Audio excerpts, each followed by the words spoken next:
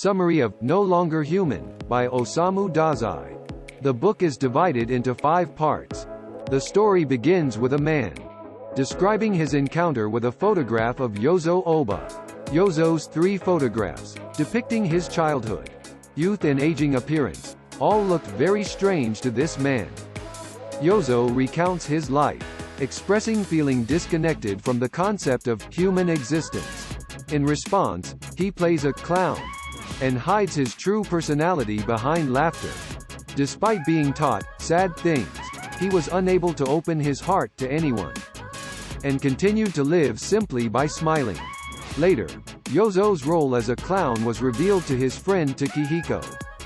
As they grow closer, Yozo confesses his desire to create art, and sees his drawings as depictions of monsters that haunt humans. Yozo's excitement increased as he believed he had found companions who understood him. Yozo enters a high school in Tokyo, hiding his dream of going to an art school. He meets Horiki and they engage in a lifestyle of drinking and partying. Yozo is in a relationship with a waitress named Suniko, but when she is called whore by Horiki, Yozo first experiences the fluttering feeling of love. Tragically, Yozo and Suniko fell back into the water, and only Yozo survived. Later, Yozo was expelled from high school and sought refuge with Shizuko, a widow. He becomes a mangaka, and despite being adored by Shizuko's daughter, he begins to question the concept of social norms. Feeling like an intruder between Shizuko and her daughter, Yozo decides to leave.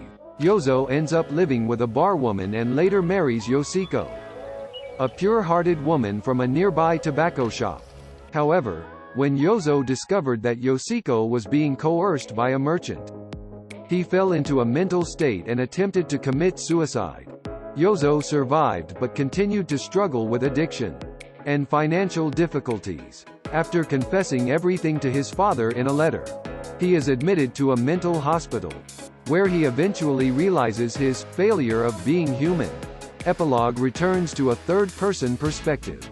The man at the bar recounted seeing Yozo's posts and the aforementioned photos. Although curious about Yozo's fate, the bar owner does not know where he is now.